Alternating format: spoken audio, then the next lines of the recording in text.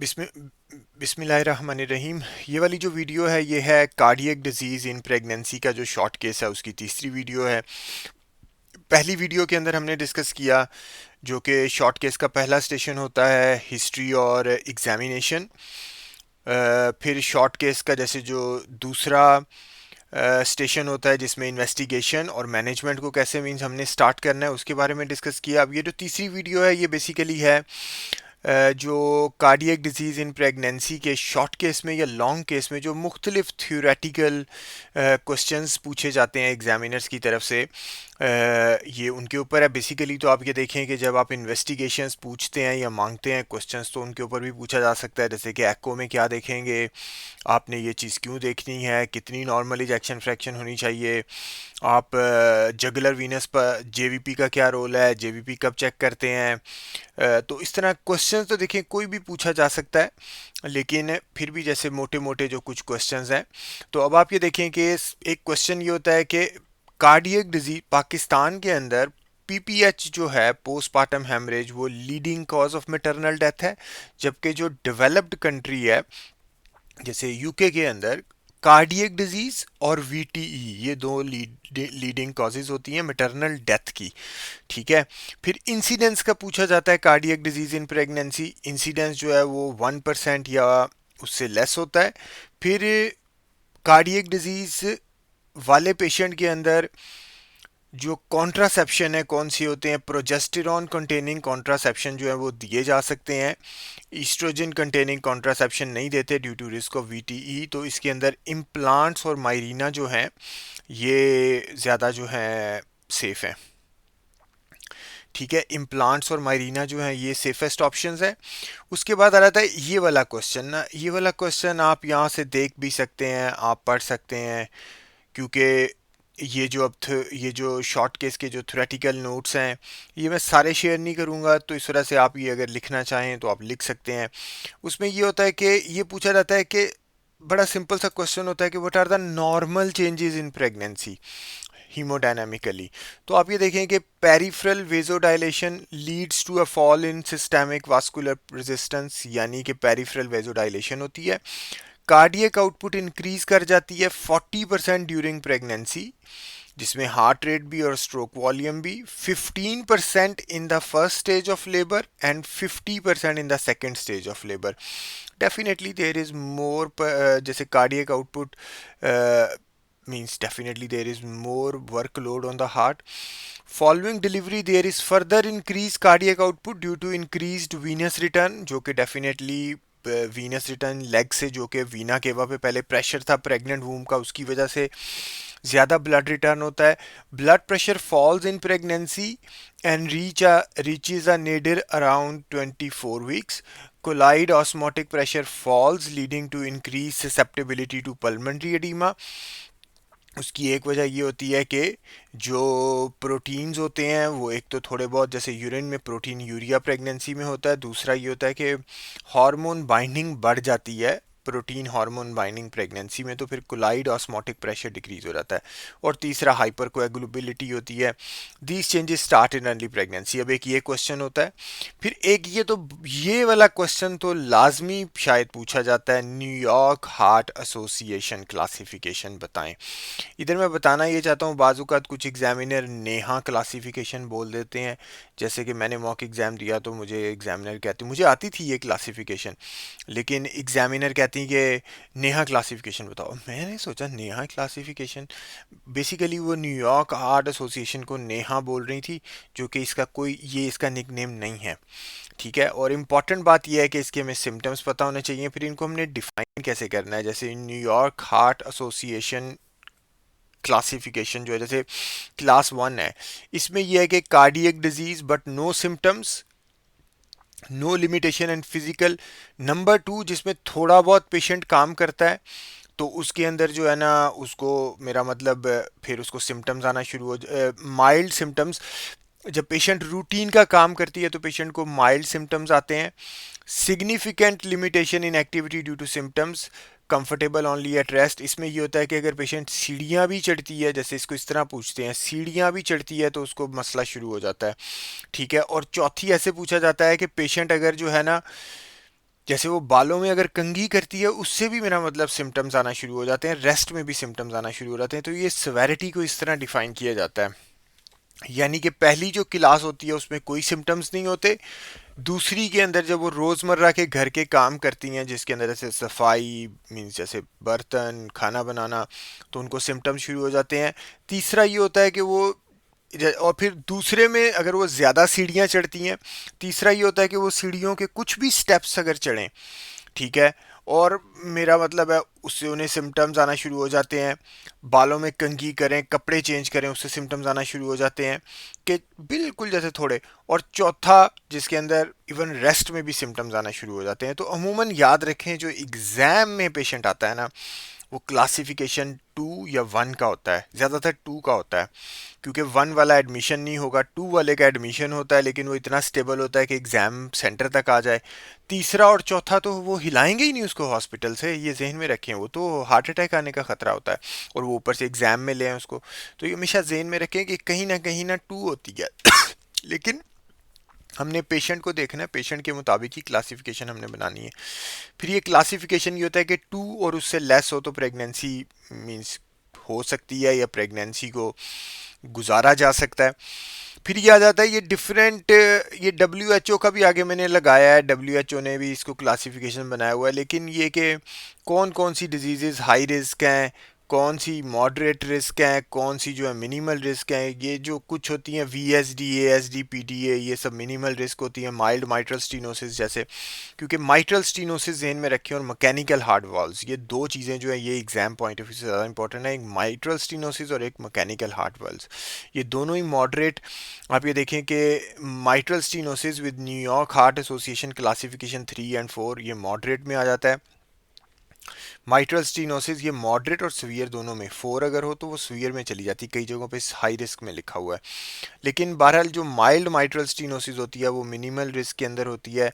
जो mechanical heart valves होते हैं वो जो है मॉडरेट में रहते हैं। बहरहाल ये आप देख सकते हैं, आप इसको यहाँ से नोट भी कर सकते हैं, ठीक है। और फिर इसी तरह pulmonary hypertension, aortic dissection, Marfan syndrome, ये हाई रिस्क पेशेंट होता है, मोर्टेलिटी 50% होती है। नेक्स्ट आ जाता है, अब आप ये देखिए कि ये मुख्तलिफ हार्ट कंडीशंस हैं, congenital heart disease, acquired coronary hypertrophic peripartum cardiac arrhythmia, cardiac arrest, infective endocarditis. फिर ये नॉर्मल फाइंडिंग्स ऑन एग्जामिनेशन ये पूछा जाता है। लाउड फर्स्ट हार्ट साउंड होती है, splitting of second heart sound होती है, physiological third heart sound eight apex भी फील हो जाती है, सिस्टोलिक मरमर कॉमन होते हैं, डायस्टोलिक मरमर पैथोलॉजिकल होते हैं, एक्टॉपिक बीट्स ये तो अक्सर ही मिल जाती हैं पेशेंट में। फिर कार्डियक इन्वेस्टिगेशंस, ईसीजी, ट्रोपोनिन भी कराया जा सकता है अगर हमें इस्कीमिया या एमआई का मेरा मतलब है सस्पिशन है। ट्रांस थोरेसिक एको कराई जाती है, ट्रांस ईसोफेजियल नहीं कराई जाती, ट्रांस थोरेसिक को प्रेफर किया जाता है। प्रेगनेंसी में चेस्ट एक्सरे भी कराया जा सकता है। ये एक जो मैं आपको बता रहा था कि ये भी पूछा गया categorically, inverted T waves in inferior lead, ये वाली जो फाइंडिंग्स हैं ये कैटेगोरिकली पूछी गई कि नॉर्मल फाइंडिंग्स कौन सी होती हैं। ईसीजी में left axis deviation is normal, small Q waves are normal, inverted T waves in inferior lead are normal, ये पूछा गया है। फिर एक ये चार्ट है कार्डियक इन्वेस्टिगेशन इन प्रेगनेंसी, आप ये देखें कि ट्रोपोनिन करा सकते हैं, सीके जो है उसकी इतनी वैल्यू नहीं होती क्योंकि वो लेबर के दौरान भी बढ़ जाता है, तो इस वजह से वो मेरा मतलब है कि वो इतनी ज़्यादा सेंसिटिविटी नहीं है। ईसीजी जैसे कि आप ये देखें T wave inversion in leads 3 and AVF leads, ये वाला कैटेगोरिकली पूछा गया है कि किस में कौन सी टी वेव इन्वर्जन नॉर्मल होती है, ठीक है। T wave inversion in leads 3 and AVF जो कि इन्फीरियर लीड्स होती हैं आई गेस। तो ये हो गया। फिर हॉल्टर मॉनिटरिंग भी बाज़ात अगर पेशेंट जो है वो उसको कोई हार्ट डिजीज़ नहीं है लेकिन पेल्पिटेशंस हो रही हैं तो हॉल्टर्स मॉनिटरिंग कराई जाती है। 24 आवर्स के लिए मॉनिटर जैसे पेशेंट के साथ अटैच किया जाता है, घर भी जा सकता है पेशेंट, वो मींस पोर्टेबल होती है। एको हम पहले डिस्कस कर चुके हैं। ट्रांस थोरेसिक एको कराई जाती है ट्रांस ईसोफेजियल को प्रेफर नहीं किया जाता प्रेगनेंसी में। चेस्ट एक्सरे कराया जा सकता है, एमआरआई एंड सिटी स्कैन कराए जा सकते हैं, कार्डियक एमआरआई कराया जा सकता है। ये बाजुकात अगर रिपीटेड ब्लड ट्रांसफ्यूजन हो रही हो तो उसमें भी कराया जाता है। Cardiac catheterisation, exercise test, ventilation, perfusion scan, आप ये देखें कि ये सारी जो इन्वेस्टिगेशंस हैं कहीं ना कहीं उनकी डिटेल्स है कि ये कराई जा सकती हैं या ये इन्वेस्टिगेशंस होती हैं कार्डियक। अब नेक्स्ट आ जाता है कंजेनिटल हार्ट डिजीज़। अब इसमें आप ये देखें कि जो कंजेनिटल हार्ट डिजीज़ वाली प्रेगनेंसी होती है, एक तो ये होता है कि कंजेनिटल हार्ट डिजीज़ का एक क्वेश्चन होता है कि कौन सी साइनोटिक होती हैं। आप ये देखें ये साइनोटिक होती हैं, कौन सी ए साइनोटिक होती हैं, जिसमें बच्चे को जैसे जब बच्चा पैदा होता है, क्योंकि कंजेनिटल पैदाइश भी होती है ना, जब बच्चा पैदा होता है तो मींस ये वाली ए साइनोटिक होती हैं जिसमें उसको साइनोसिस नहीं होता, और ये वाली साइनोटिक होती हैं जिसमें साइनोसिस होता है। तो पेशेंट मुख्तलिफ सर्जरीज या मींस जैसे कि पेशेंट सर्वाइव वो बच्चा कर गया और आगे फिर प्रेग्नेंट हो गया, तो उसके बच्चे में कितना चांस होता है? 3 to 5% होता है, ये आप ये देखें 3 to 5 होता है। ये कैटेगोरिकल क्वेश्चन होता है। और फिर ये क्वेश्चन होता है कि क्या करते हैं उसके लिए। नॉर्मली स्कैन जब कराया जाता है तो फीटल एको कराई जाती है, ठीक है। और आप इसके अलावा देखें कि bicuspid aortic valve is the most common congenital cardiac defect followed by atrial septal defect. सबसे कॉमन ये होता है। Asymptomatic acyanotic defects are well tolerated, ये वेल टॉलरेटेड होते हैं, जबकि ये वाले साइनोटिक जो हैं ये लेस टॉलरेटेड होते हैं। Cyanotic congenital heart diseases are usually associated with pulmonary hypertension. Low molecular weight heparin in patients with cyanotic heart diseases to prevent venous thromboembolism. यानी कि इनके अंदर हम वीटी भी देते हैं, ये लो लेस टॉलरेटेड होती हैं, इनमें पल्मोनरी हाइपरटेंशन भी डेवलप हो सकती है। और bicuspid aortic valve is the most common congenital heart disease. इसमें जो एआर्टिक वाल्व होता है ये मेरे ख्याल से ट्राइकस्पिड होता है, तो पैदाइशी अगर बाइकस्पिड हो तो ये सबसे कॉमन कंजेनिटल हार्ट डिफेक्ट है। वीएसडी एएसडी नहीं है, ठीक है। तो नेक्स्ट इज आप ये देखें कि ये देखें नॉर्मल एओर्टिक वाल्व 1 2 3 होता है और जो बाइकस्पिड है इसमें 2 होते हैं, ठीक है। नेक्स्ट आ जाता है, अब ये बड़ा इंपॉर्टेंट है, Eisenmenger syndrome and pulmonary hypertension. ये दोनों पूछे जाते हैं एग्जाम के अंदर। Pulmonary hypertension whether due to secondary to a reverse large left to right shunt such as VSD जो कि ईजन-मेंजर होता है, और टू अ लंग डिजीज और due to idiopathic arterially pulmonary hypertension is extremely dangerous. Pulmonary hypertension pregnancy में बड़ा dangerous होता है, मॉर्टेलिटी 25 से 40% होती है। और अगर पहले से पता हो तो पेशेंट को एडवाइस किया जाता है कि प्रेगनेंसी ना करें। अगर प्रेगनेंसी हो जाए तो कार्डियोलॉजिस्ट की ओपिनियन भी ली जाती है, लेकिन प्रेगनेंसी को कोशिश की जाती है कि टर्मिनेट कर दिया जाए, that is therapeutic termination should be advised. ये एमसीक्यू होता है सीपीएसपी का, और इसके अलावा भी ये इम्पॉर्टेंट है। और इसके अलावा फिर देखें admission, oxygen thromboprophylaxis, mode of delivery and anaesthesia should depends upon obstetric indications, ठीक है। Management includes vasodilators like sildenafil, tadalafil, bosentan and macitentan. फिर ये ईजन मेंजर सिंड्रोम, ये कैटेगोरिकली एग्जाम में पूछा गया है कि what is Eisenmenger syndrome. इसकी pathophysiology, number 1 systemic to pulmonary circulation connection, यानी कि लेफ्ट हार्ट और राइट हार्ट के दरमियान कनेक्शन होता है। Left to right shunting of blood, ये बेसिकली ये होता है कि जब वीएसडी होता है ना, वीएसडी होता है ना तो उसमें राइट से लेफ्ट शंटिंग होती है, लेकिन वो with the passage of time means वो ना लेफ्ट से राइट फ्लो करना शुरू कर देता है ड्यू टू मींस प्रेशर और वेरियस रीजंस।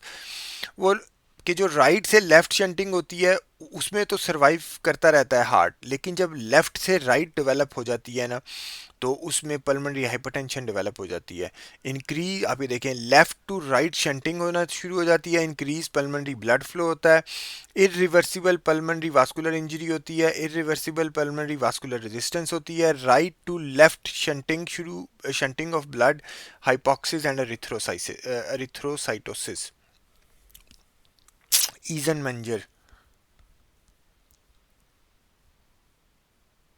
तो बहरहाल ये लेफ्ट टू राइट शंटिंग होती है, लेफ्ट टू राइट शंटिंग, ठीक है। और ये हो गया। Next is acquired valve disease, जो वाल्व्स की वेरियस माइट्रल वाल्व ये जो कॉमन एक्वायर्ड वेल्व डिजीज़ हैं उनमें माइट्रल वेल्व प्रोलैप्स होता है, माइट्रल स्टीनोसिस होता है और मैकेनिकल हार्ट वॉल्स होते हैं। इनमें ना ये दो इंपॉर्टेंट है, माइट्रल स्टीनोसिस और मैकेनिकल हार्ट वॉल्स। ज़्यादातर जो एग्ज़ाम में पेशेंट्स होते हैं ना वो इन दो के होते हैं, लेकिन और भी आ सकते हैं, लेकिन ये दो ज़्यादा होते हैं। माइट्रल वेल्व प्रोलैप्स और मार्फन सिंड्रोम के साथ एसोसिएशन है, प्रेगनेंसी वेल टॉलरेटेड है, ठीक है। इसके अंदर नेक्स्ट इज माइट्रल वाल्व होता है लेकिन वो फ्लॉपी होता है। इसमें ये होता है कि वो फ्लॉपी होता है, स्टीनोसिस में वो सख्त हो जाता है और प्रोलैप्स में वो फ्लॉपी हो जाता है। और नेक्स्ट आप ये देखें माइट्रल स्टीनोसिस। अब ये मीन सबसे इंपॉर्टेंट माइट्रल स्टीनोसिस होता है हार्ट डिजीज़ इन प्रेगनेंसी के पॉइंट ऑफ व्यू से। जैसे मैंने पेशेंट का मॉक एग्जाम दिया था, उसका भी माइट्रल स्टीनोसिस था। और या मैकेनिकल हार्ट वॉल्स होते हैं जो कि प्रोस्थेटिक हार्ट वॉल्स होते हैं, ठीक है। प्रोस्थेटिक हार्ट वॉल्स बोलना चाहिए क्योंकि प्रोस्थेटिक हार्ट वॉल्स आगे मैकेनिकल भी होते हैं, बायोलॉजिकल भी होते हैं। पाकिस्तान में ज़्यादातर मैकेनिकल यूज़ होते हैं, लेकिन ओवरऑल डेवलप्ड कंट्रीज़ में बायोलॉजिकल ज़्यादा यूज़ होते हैं क्योंकि वो लेस थ्रोम्बोजेनिक होते हैं। उसमें वारफरिन की बजाय हेपरिन से भी काम चल जाता है, लेकिन मैकेनिकल वेल्व्स के अंदर हेपरिन वारफरिन देनी पड़ती है, हेपरिन से काम नहीं चलता। अब ये माइट्रल स्टीनोसिस और मैकेनिकल हार्ट वॉल्स, इनकी जो थ्योरेटिकल डिटेल्स हैं वो मैं शेयर करूंगा, लेकिन बाकी पूरे केस को मैं शेयर नहीं करूंगा क्योंकि वो आगे, जैसे मैंने पहले भी बताया, वो आगे कैंडिडेट्स शेयर करना शुरू कर देते हैं। इस तरह मेरे कोर्स की जो है ना, मेरा एम ये है कि मींस मैं मैक्सिमम इंफॉर्मेशन या नॉलेज या गाइड कर सकूं, लेकिन मैंने अपने कोर्स की थोड़ी बहुत डिग्निटी को या इंटेग्रिटी को भी मेंटेन रखना है, ठीक है। तो ये मैं दो शेयर कर दूंगा, बाकी जो है मैं शेयर नहीं करूंगा, उनका आपको नोट्स बनाने पड़ेंगे ये लेक्चर सुन के। A mitral valve stenosis, most common pre-existing disease in pregnancy, rheumatic heart disease, ठीक है।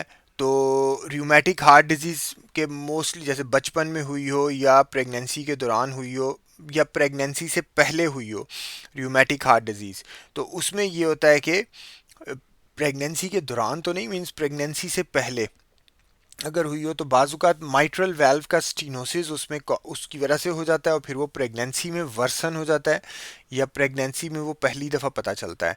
तो इसकी ECG findings, chest X ray findings, diagnosis, फिर सवियर माइट्रल वाल्व स्टीनोसिस। आप ये देखें, जब माइट्रल वाल्व का area less than 1 centimetre square हो जाता है तो वो सवियर होता है, प्रेगनेंसी नहीं करनी चाहिए। प्रेगनेंसी के दौरान वेल्वोटमी या वेल्व की रिप्लेसमेंट करनी पड़ सकती है, बीटा ब्लॉकर्स देने पड़ते हैं, डायूरेटिक्स देने पड़ सकते हैं।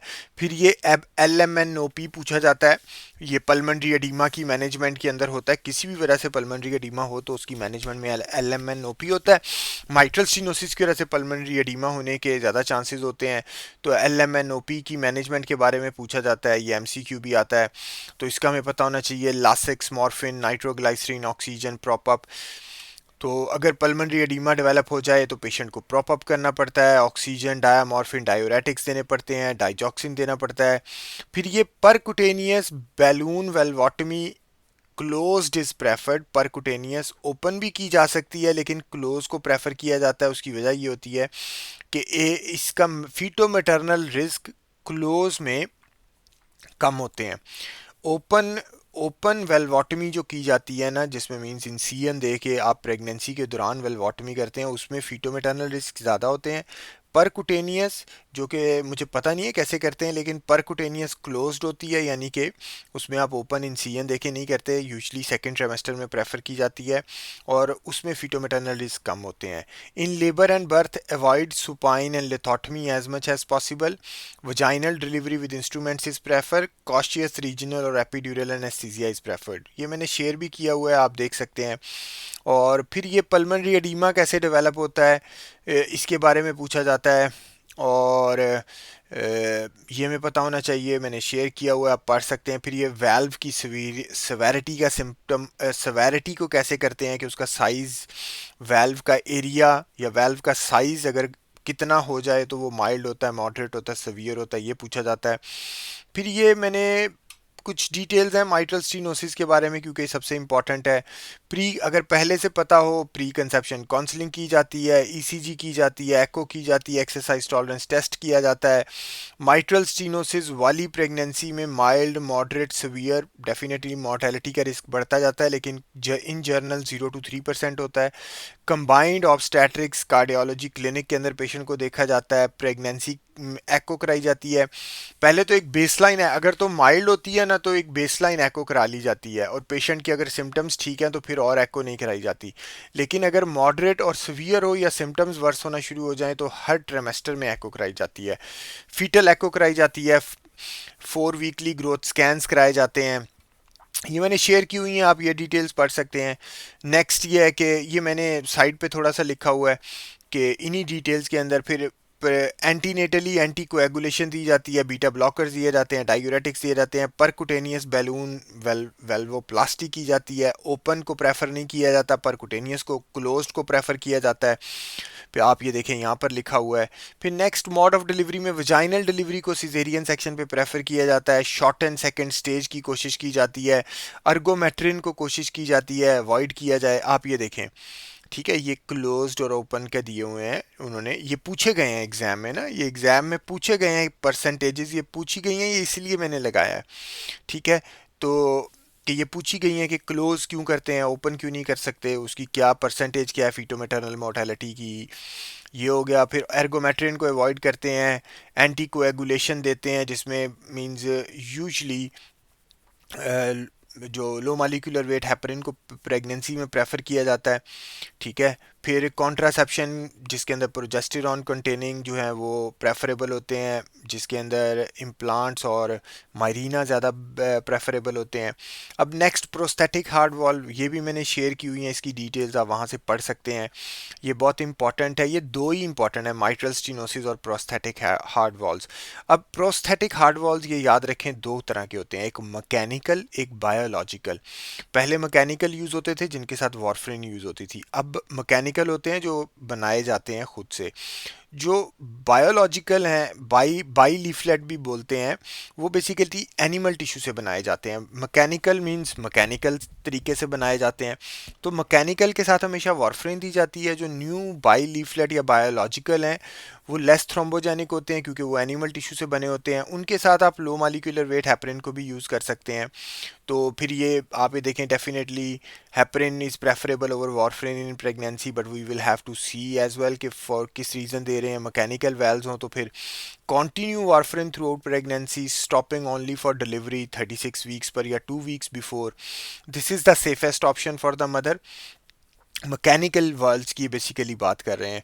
Replace warfarin with high dose low molecular wait from 6 to 8 weeks, जो कि उसकी warfarin toxicity, warfarin embryo toxicity को प्रिवेंट करने के लिए, या फिर हाई डोज। ठीक है, अब ये मैंने आपको बताया, मैकेनिकल हो तो वार्फरिन वाली रिजीम चलाई जाती है, बाई लीफलेट हो तो लो मालिकुलर वेट थेराप्यूटिक हेपरिन जो है वो दी जाती है थ्रू आउट। ये हाई डोज होती है थेराप्यूटिक, लो डोज होती है प्रोफाइलैक्टिक। ठीक है, इसको भी फिर कैलकुलेट करने का एक तरीका होता है, हेपरिन की डोज को बुकिंग वेट के जरिए, बुकिंग वेट के मुताबिक कैलकुलेट किया जाता है। बुकिंग नहीं बल्कि मेरे ख्याल से हेपरिन को जो एक्चुअल उस टाइम का वेट हो ना, वैसे तो मींस बुकिंग वेट वो ज़्यादातर बुकिंग वेट के मुताबिक करते हैं, लेकिन मेरे ख्याल से कहीं मेंशन किया हुआ होता है कि उस जो करंट वेट हो उसके मुताबिक भी आप देख सकते हैं पेशेंट को ना, क्योंकि डेफिनेटली प्रेगनेंसी में थोड़ा वेट इंक्रीज हो जाता है।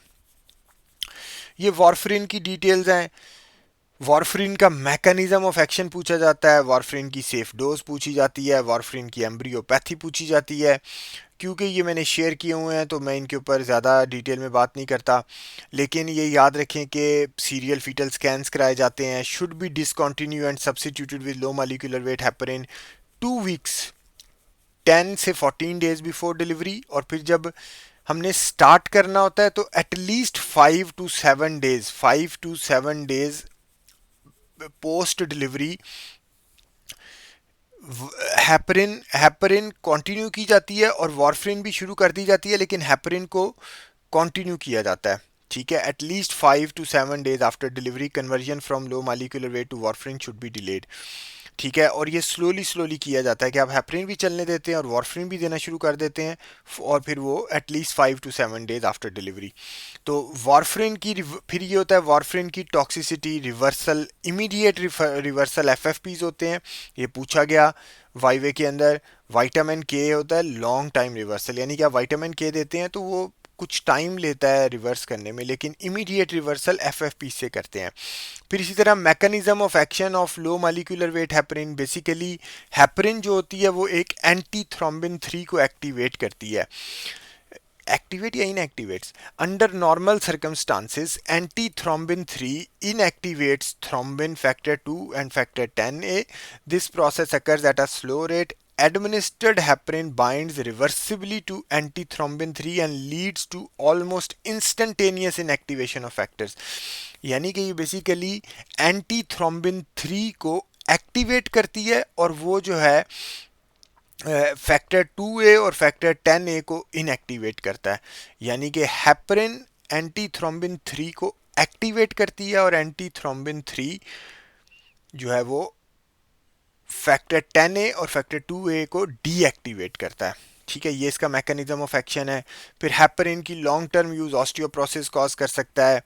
लो molecular weight heparin monitoring is done by anti 10A level. अब ये इंपॉर्टेंट है यहाँ पर, ये मैंने आगे भी शेयर किया हुआ है तो उसके ऊपर हम बात करते हैं। अब ये देखें, ये बायोलॉजिकल वेल्व है, ये मैकेनिकल वेल्व है। बायोलॉजिकल की 8 से 10 ईयर होती है, मैकेनिकल लॉन्ग लास्टिंग होता है 20 ईयर्स। बायोलॉजिकल में ज़्यादा एंटीकोएगुलेशन की ज़रूरत नहीं होती, मैकेनिकल में ज़रूरत होती है।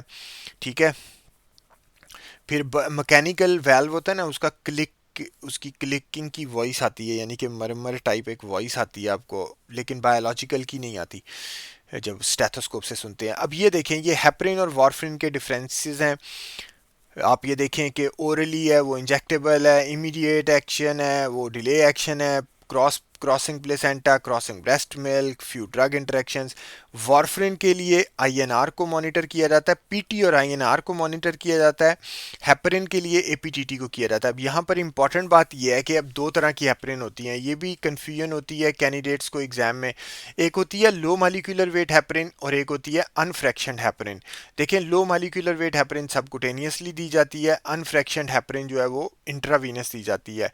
लो मॉलिक्यूलर वेट हेपरिन एक किस्म की थेराप्यूटिक या प्रोफाइलैक्टिक होती है। अनफ्रैक्शनड हेपरिन जो होती है, अगर कोई क्लॉटिंग के साथ आ जाए, जैसे कि कोई जैसे हार्ट क्लॉट या कोई और क्लॉट, तो अनफ्रैक्शनड हेपरिन फौरी तौर पर एक्ट करती है कि वो आईवी वो दिया जाता है कि जैसे कोई थ्रोम्बोएम्बोलिज्म का प्रूफ है तो उसमें आप आईवी हेपरिन भी दे सकते हैं और थेराप्यूटिक लो मॉलिक्यूलर वेट हेपरिन भी दे सकते हैं। आईवी अनफ्रैक्शनड हेपरिन क्विकली एक्ट करती है, शॉर्ट लास्टिंग होती है। अनफ्रैक्शनड हेपरिन की मॉनिटरिंग के लिए एपीटीटी को चेक किया जाता है, जबकि जो लो मॉलिक्यूलर वेट हेपरिन होती है उसकी आइडियली तो कोई मॉनिटरिंग ज़रूरत नहीं होती, इसीलिए वो प्रेफरेबल होती है।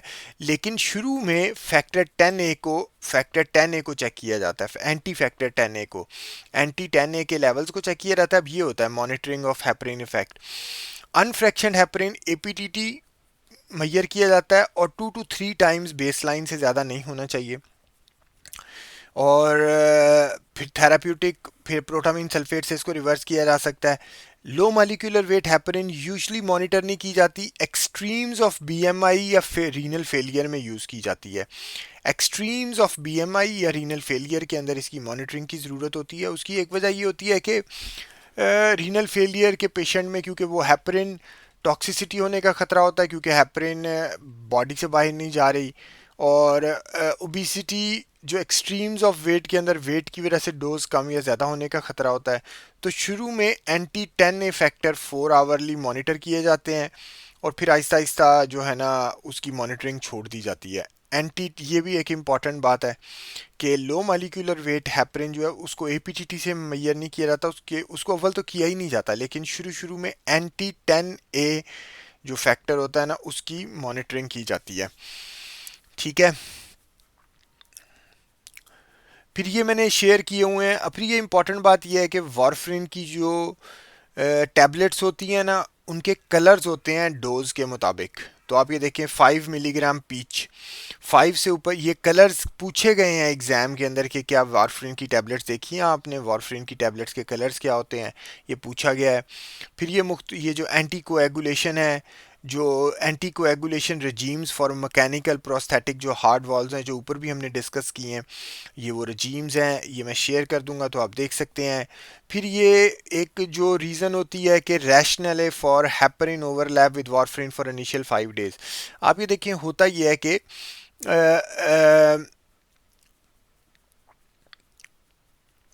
जो वारफरिन होती है वो क्लॉटिंग फैक्ट वो टाइम लेती है क्लॉटिंग फैक्टर्स को इनहिबिट करने के लिए। हेपरिन फौरी तौर पर ये काम करती है, तो इसीलिए वारफरिन से पहले हेपरिन का ओवरलैप किया जाता है। ठीक है, आप ये देखें कि जो प्रो कोएगुलेंट्स हैं और एंटी कोएगुलेंट्स जो हैं, ठीक है, after 8 hours of initiation of warfarin anticoagulant protein C is depleted versus already formed procoagulants are still present. ठीक है, because warfarin inhibits senses of future factors with no effect on already formed factors, unlike heparin which inhibits already formed factors, thus having immediate effect, result in imbalance between procoagulants and anticoagulants, hypercoagulable state, thrombosis in the skin blood vessels and skin necrosis। आप ये देखें, ये इस तरह necrosis हो जाता है। उसकी वजह ये होती है कि वारफरिन ने जो एंटी कोएगुलेंट्स को जो प्रो कोएगुलेंट्स को इनहिबिट करना है वो देर से करती है। ठीक है, और जो एंटी कोएगुलेंट होते हैं उनको ये, जिसमें प्रोटीन सी होता है, उसको ये डिप्लीट कर देती है। यानी कि फिर ये होता है कि जो ऑलरेडी फॉर्म्ड प्रो कोएगुलेंट्स होते हैं वो थ्रोम्बोसिस करना शुरू कर देते हैं। तो उनको टैकल करने के लिए हेपरिन दिया जाता है। इससे ये होता है, अब इसमें ये होता है कि 5 to 7 days के बाद आप देते हैं, लेकिन आप ओवरलैपिंग के साथ देते हैं, ओवरलैपिंग के साथ आप देते हैं। ये आगे आएगा, बल्कि हम उसको वहीं पे डिस्कस करते हैं, थोड़ा सा मेरा कॉन्सेप्ट भी इंप्रूव हो जाएगा। अब आप ये देखिए कि management of anti coagulation for women with mechanical heart walls. If patient is taking warfarin in third trimester, switch to therapeutic low molecular weight heparin by 36 weeks or 2 weeks before planned birth if this is before 36 weeks। तो आप ये देखें कि third trimester में switching की जाती है। ठीक है, और stopping warfarin and 24 hours later starting low molecular weight heparin using a twice daily regime at a dose based on the most recent weight available। ये वाली मैं बात कर रहा था कि मोस्ट रीसेंट वेट ये भी पूछा जाता है, कि कैंडिडेट नहीं बल्कि मेरे से पूछा था कि बुकिंग वेट पे दिया जाता है या मोस्ट रीसेंट वेट के ऊपर कैलकुलेट की जाती है। देखें, मोस्ट रीसेंट वेट पे भी कैलकुलेट आप कर सकते हैं कि ये जैसे रेकमेंड किया हुआ है, लेकिन बाज़ात वो बुकिंग वेट लिखा होता है उससे ही कैलकुलेट कर ली जाती है। उस थोड़ा सा ही फ़र्क पड़ता है, ज़्यादा फ़र्क नहीं होता, क्योंकि प्रेगनेंसी के दौरान 4, 5, 6, 7 मीन्स इतना 7-8 किलो वजन वेट गेन होता है। लेकिन मोस्ट रीसेंट वेट आप ये देख सकते हैं, नाइस ने लिखा हुआ है।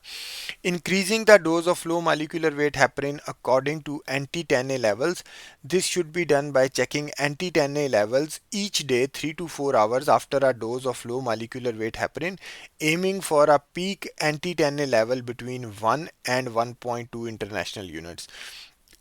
Checking that the anti-10A level before a dose of low molecular weight heparin is above 0.6। Rechecking anti-10A level weekly once the target anti-10A level is achieved। आप ये देखें, अब ये है वो मॉनिटरिंग जो मैं बात कर रहा था, कि जब हम लो मॉलिक्यूलर वेट हेपरिन को स्टार्ट करते हैं तो हर रोज़ पहले हम एंटी-10A लेवल मॉनिटर करते हैं। जब वो 1 से 1.2 तक हो जाता है उसके बाद फिर हम वीकली मॉनिटर करते हैं, यानी कि डेली बेसिस पर मॉनिटर नहीं करते, वीकली मॉनिटर करते हैं। ठीक है, ये होगी बात। दूसरी है for women with mechanical heart valves, stop therapeutic low molecular weight heparin before a plan caesarean section. इसमें ये होता है कि लो मॉलिक्यूलर वेट हेपरिन 24 आवर्स पहले, और प्रोफाइलैक्टिक जो कि वीटी के अंदर प्रोफाइलैक्टिक जो होती है वो 12 आवर्स पहले स्टॉप कर दी जाती है। Aim to perform the caesarean section as near to 24 hours after stopping low molecular weight heparin as possible and no later than 30 hours after stopping. यानी कि 24 से 30 के दरमियान में किया जाता है। ठीक है, switching to intravenous unfractionated heparin aiming for an activated partial thromboplastin time at least twice control. ठीक है, और for women with mechanical heart valves stop therapeutic heparin और या तो ये हो गया स्टॉप थेराप्यूटिक हेपरिन टू, या स्विचिंग टू, या उसको स्विच कर दिया जाता है intravenous then 4 to 6 hours before caesarean section stopping intravenous unfractionated. ये भी एक वो जो क्लास के अंदर एक कैंडिडेट ने पूछा था। अब आप ये देखें कि जो अगर तो वो थेराप्यूटिक हेपरिन के ऊपर है तो 24 आवर्स पहले या तो आप उसको स्टॉप कर दें, लेकिन या आपको अगर ये लगता है,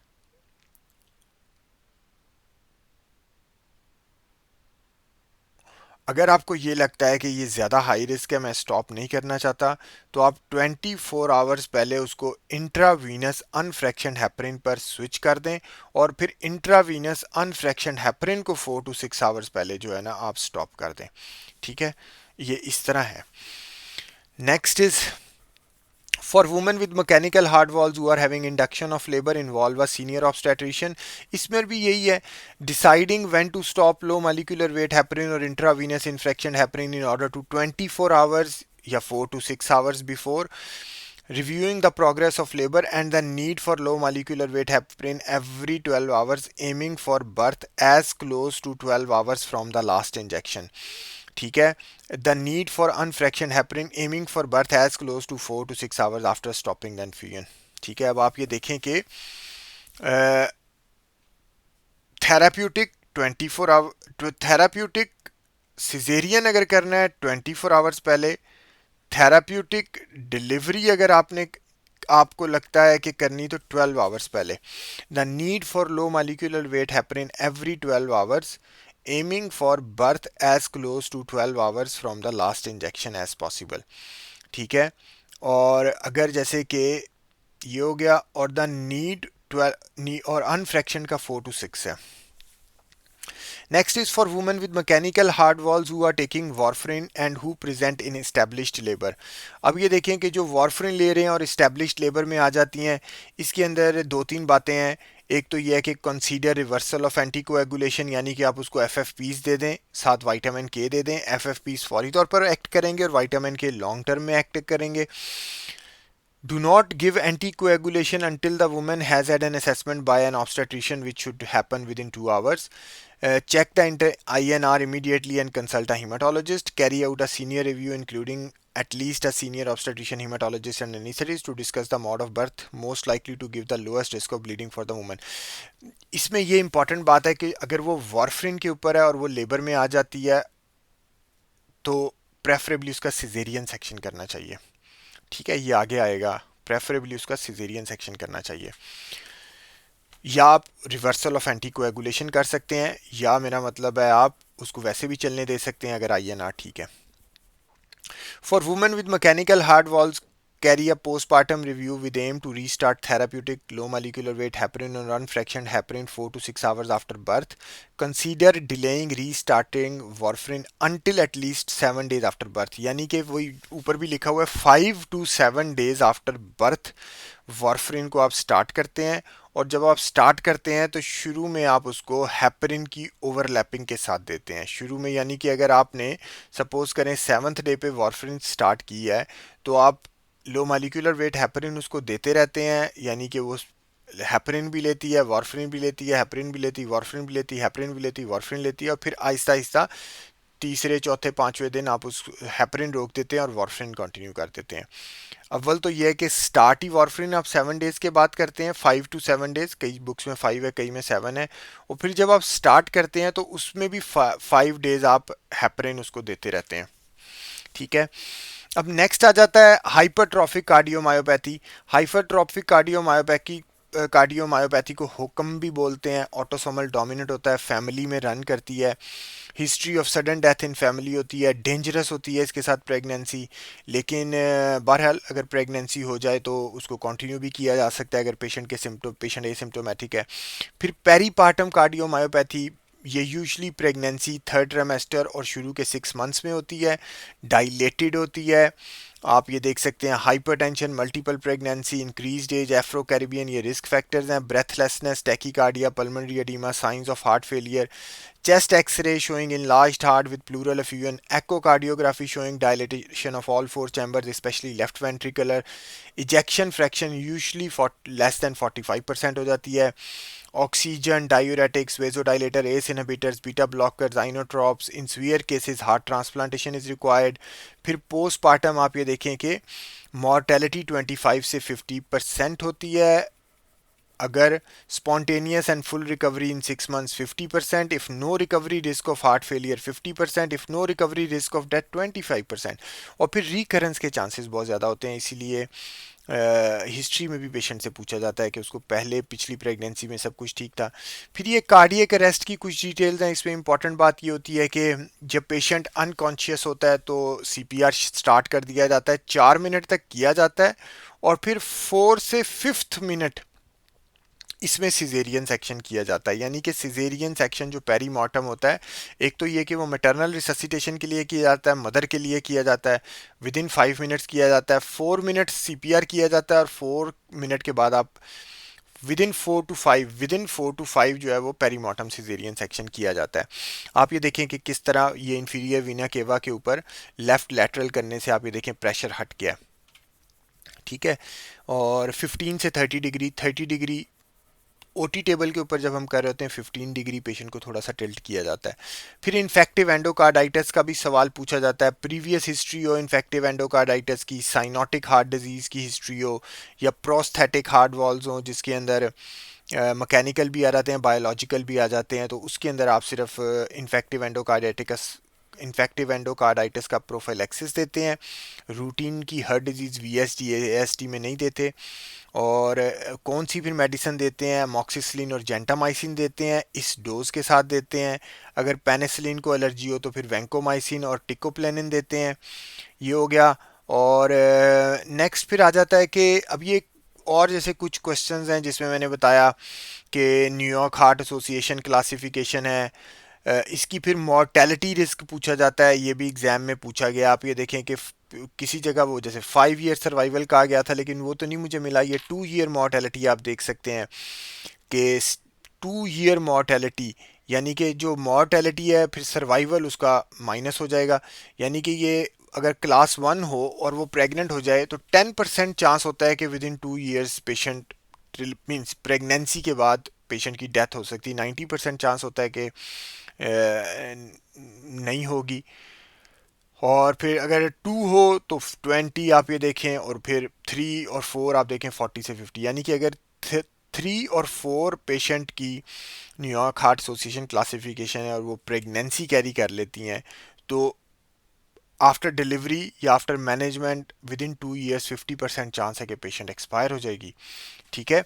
आप ये देखें 2 ईयर मॉर्टेलिटी. फिर ये मैंने आपको बताया जैसे WHO ने मुख्तलिफ classification class 1, class 2, class 3, class 4 कर दी है डिजीज़ की.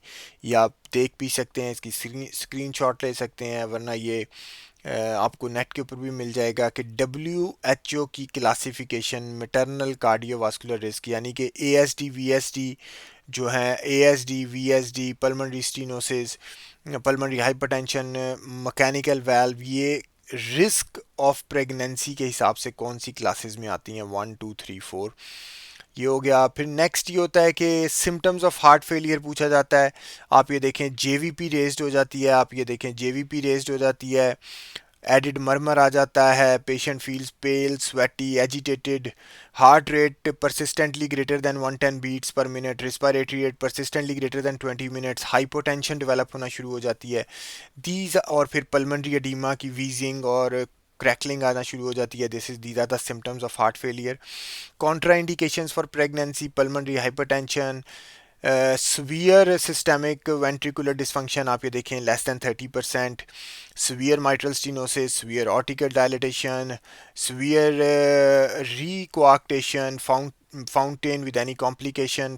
फाउंटेन कंडीशन भी जैसे हार्ट की कोई होती है, फाउंटेन नहीं फाउंटेन. और फिर ये हो गया इंडिकेशंस फॉर सिजेरियन सेक्शन. अब ये जैसे एक कैंडिडेट ने पूछा था और यहाँ पर मैं मेंशन भी करना चाहता हूँ क्योंकि मुझे भी नहीं पता था. A delivery plan should be made between 20 to 30 weeks of pregnancy, induction of labor. Vaginal delivery is the first choice for the majority of patients. Indications for cesarean sections are preterm labor in patients on oral anticoagulants, ये warfarin है। ये वही वाली बात है कि अगर एक पेशेंट है और हमने उसको 36 वीक्स पर या 2 वीक्स बिफोर डिलीवरी स्विच नहीं किया और वो लेबर में आ गई है, तो फिर सिजेरियन सेक्शन को प्रेफर किया जाता है। ये मुझे नहीं पता थी बात। Aggressive aortic pathology, acute intractable heart failure, severe form of pulmonary hypertension जिसमें ईजन मेंजर है, इसमें सिजेरियन सेक्शंस को प्रेफर किया जाता है। ये हो गया। फिर नेक्स्ट, ये लास्ट हमारा क्वेश्चन है, predictors of poor feto maternal outcome. अब आप ये देखें कि पुअर फीटो मैटरनल आउटकम के प्रिडिक्टर्स क्या हैं, कि अगर मदर को आप ये देखें कि पहले कार्डियक इवेंट हो चुका है, न्यूयॉर्क हार्ट एसोसिएशन क्लासिफिकेशन 2 से ज़्यादा है, वैल्व का एरिया 2 सेंटीमीटर स्क्वेयर से कम है, माइट्रल वैल्व की बात कर रहा हूँ, और इजेक्शन फ्रैक्शन उसकी 40 से कम है। इन्होंने तो 40 लिखा हुआ है, लेकिन बहरहाल 40 से कम हो, और 30 से कम पर तो कॉन्ट्रा इंडिकेशन है, जैसे मैंने आपको बताया था 40 से ज़्यादा होनी चाहिए। इसी तरह adverse neonatal events, predictors of adverse neonatal events, New York heart association classification 2 से ज़्यादा हो, मैटरनल स्पॉकिंग हो, मल्टीपल गेस्टेशन हो, मैटरनल लेफ्ट वेंट्रिकुलर डिसफंक्शन हो, तो ये सारे जो हैं ये predictors of poor feto maternal outcome है। अब इसके अंदर ये वीडियो मैं शेयर कर दूंगा, लेकिन मैं ये सारा लेक्चर शेयर नहीं करूंगा, क्योंकि मैंने जैसे बताया कि लेक्चर्स आगे कुछ कैंडिडेट्स उसको शेयर कर देते हैं, लेकिन मैंने इम्पॉर्टेंट जो है फैसिलिटेट करने के लिए जो मैकेनिकल वेल्व्स हैं और माइट्रल स्टीनोसिस है, उसकी डिटेल्स मैंने शेयर कर दी हैं। ठीक है, चलें, थैंक यू, अल्लाह हाफिज़। वीडियो बहुत लंबी हो गई।